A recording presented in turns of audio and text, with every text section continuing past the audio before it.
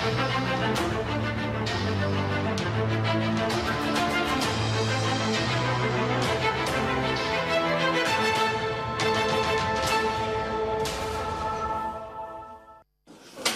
our elders to work together.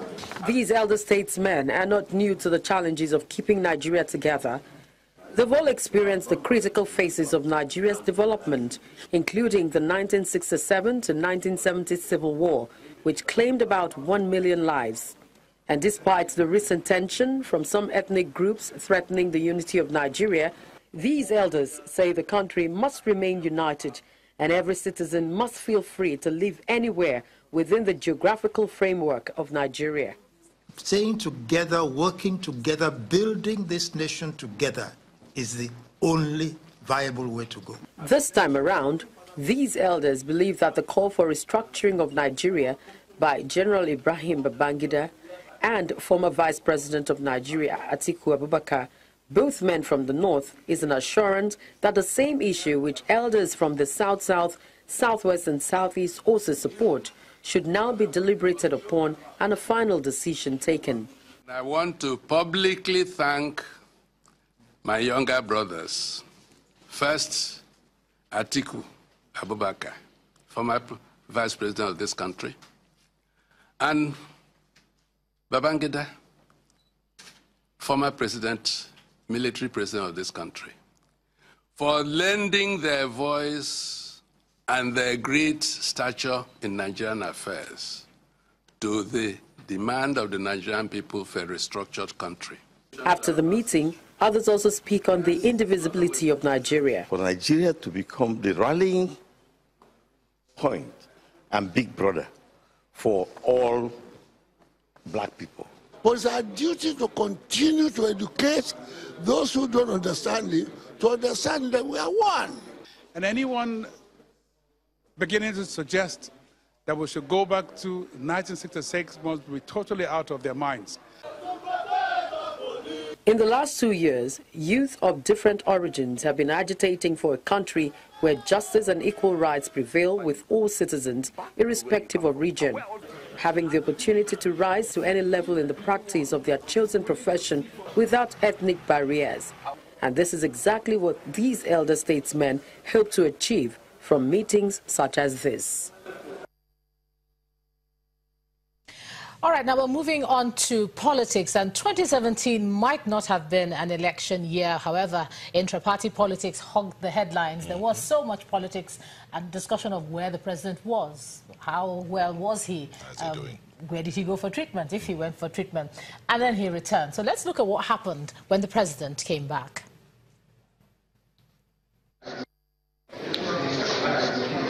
It's about 5:30 a.m. and the GOC 1 division of the Nigerian Army, the Deputy Governor of Kaduna State, Mr. Balabantex, the head of the DSS and the police operatives are all here waiting for the arrival of President Muhammadu Buhari. At exactly 7:40 a.m., the presidential plane touches the ground. Everyone waiting anxiously, and soon the president alights from the plane, beaming with smiles. He then exchanges pleasantries, beginning with the deputy governor.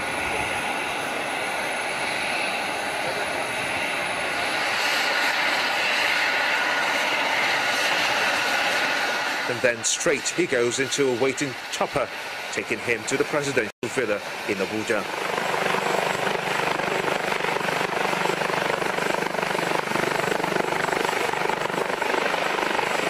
The president has been away for 49 days, and his absence has generated lots of debate and anxiety. His return, though, now puts to rest all the discourse on when the president will return to the country. Well, indeed, there was a lot of discussion around the president's absence and final return. And indeed, but there were other issues around the political space in Nigeria that made the headlines, the issues of the leadership in the People's Democratic Party, restructuring, of the country, the rank in the executive and the legislature, the budget, the Supreme Court ruling for the People's Democratic Party. There's some of the things. Politics. Intra-party politics, and indeed registration of other political parties. And guess what? INEC also released a timetable for the 2019 elections going forward. Anambra elections came up, APC local government polls came up across the country, Isaki, CCTV trial, and judgment, and the Osun senatorial polls. These were some of the things that made the political space headlines and all that. And to help us look at this, we have in the studio a septuagenarian, a professor of international law, Professor Akinwe Bode. Thank you for joining us. You're welcome. Also in the studio is Dr. David Aworawo, lecturer, Department of Political Science in Lagos, University of Lagos. Thank you for joining us. Thank you. And from our Abuja studios, we have Mr. Garba Shehu, a senior special assistant to the President on Media and Publicity. Thank you for joining us, Mr. Shehu. Thank you for the opportunity. Let me start with you in Abuja. You are in the midst of all of this.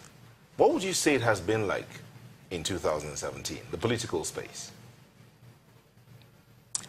Well, as you said in the intro, I think that the most noticeable thing that happened, was the failed attempt to breathe new life into the leading opposition party, the PDP, which unfortunately had suffered a very hard fall. As it is now, we talk about 2 PDP secretariats and a leadership that is being disputed in the courts of the land. As you said yourself, the president's absence had obviously, led to a number of speculations and all of that. It's true that when he was away, I believe that there were some who perhaps thought that they probably would never have back the president the way he did come back. And he's back today, enjoying a robust, good health, and politics is going on. Mr. Shehu. Yeah, I was just going to take you up on that as well, Mr. Shehu. When you say failed attempt for them to come together, reconcile, I don't think some of them will agree with you that their attempt to come together as a party has been a failed attempt. Yes, I also don't think that they will agree with me. But because if you look at, they've been able to hold, just to say that they've been able to hold a national convention. The APC hasn't been able to do that in the last 2 years. They've come up with one of their leaders, not to hold brief for them, but just to wonder why you'd see their attempts at resolving some of their issues as failed. Because they have not succeeded in resolving those problems. Neither have the APC now, succeeded. If you come around, if you come to Abuja, I can show you 2 secretariats of the PDP that are present in the city. 2 structures of leadership that are there. The point I want to make is that many had thought that PDP would have picked up some lessons from the mistakes, from what led to the loss of election in 2015. They did the same, game plan all over again, and when you do the same things all over again, it's the same results that you will achieve. So that's the point I'm making. Nothing has changed. Okay, Professor Ebode, would you agree with what Mr. Shehu has said? Well, in a sense, because Nigerians are facing a terrible conjuncture in our politics. You have the boss of the APC with a knocked engine, and you have the boss of the PDP inviting us for a second one chance. You know what Nigerians mean by one chance. So we have a choice between Tweedledee and Tweedledum. So really no choice. And people are talking of a third force because the APC has not demonstrated the requisite panache for governance. I think they are still yet to come to terms with the fact that they won an election. PDP lost the presidential election, but by default, APC is in power. But in the last 2.5 years, we've not seen that grip on the nation state, including the last few days. What we have seen